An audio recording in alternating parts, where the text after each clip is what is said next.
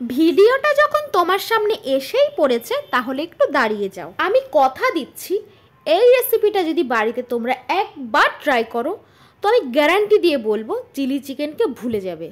তো বাড়িতে ছিল সয়াবিন, সেটা দিয়ে আমি এই রেসিপিটা তৈরি করব। তো সয়াবিনটা প্রথমেই আমি একটু জলের ভেতরে নুন দিয়ে সয়াবিনটা ভালো করে সেদ্ধ করে নিয়েছি। তারপর ভালো করে জলটাকে নিংড়ে দিয়ে দেবো সয়াবিনের ভেতরে একটু নুন, তারপর দেবো একটু শুকনো লঙ্কার গুঁড়ো 1 চা চামচ মতো, আর একটু দেবো গোলমরিচ গুঁড়ো, আর দেবো গ্রেট করা একটু আদা, আর পরিমাণ মতো কর্নফ্লাওয়ার দিয়ে খুব ভালোভাবে এটাকে একসাথে মেখে নিতে হবে। এটাকে খুব ভালো করে মাখানোর পর কড়াইয়ে তেল গরম করে সয়াবিনগুলোকে একটু ভাজতে দিয়ে দেব। গ্যাসের ফ্লেমটা ভাজার সময় হাই টু মিডিয়াম রাখতে হবে।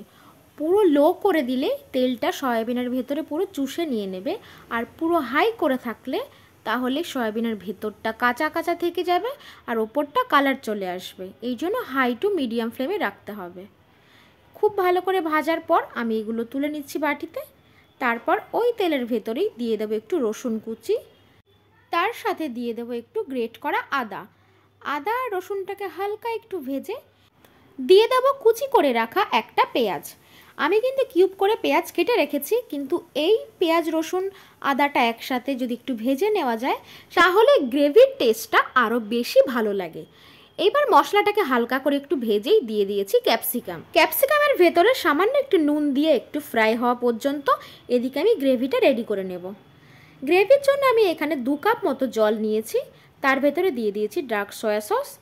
এইবার দেব গ্রিন চিলি সস, যেহেতু আমার কাছে রেড চিলি সস ছিল না, তো গ্রিন চিলি সসটা এখানে আমার শেষ হয়ে গেছিলো বলে আমি একটু জল দিয়ে সেটাকে গুলে দিয়ে দিয়েছি। আর এখানে আমি পাউচ প্যাকের টমেটো সস 3 প্যাকেট ইউজ করেছি। এখানে আপনারা কম বেশি করতেই পারেন।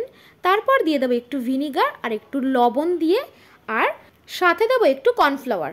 এইবারে মিশ্রণটাকে খুব ভালো করে একটু মিক্স করে নিতে হবে, যাতে এই কর্নফ্লাওয়ারটা খুব ভালোভাবে এটার সাথে গুলে যায়। ততক্ষণে এদিকে আমার ক্যাপসিকামটা হালকা একটু ফ্রাই করা হয়ে গেছে। এইবার দিয়ে নেব কিউব করে কেটে রাখা পেঁয়াজ আর একটু কাঁচা লঙ্কা কুচি। এবার খুব ভালো করে একটু নাড়াচাড়ার পর দিয়ে দেব রেডি করে রাখা গ্রেভিটা। এইবার দিয়ে দেব আগে থেকে ফ্রাই করে রাখা সয়াগুলোকে। এইবার সয়াবিনগুলোকে গ্রেভির সঙ্গে খুব ভালোভাবে মিশিয়ে দিয়ে দেব 5 মিনিটের জন্য ঢাকা।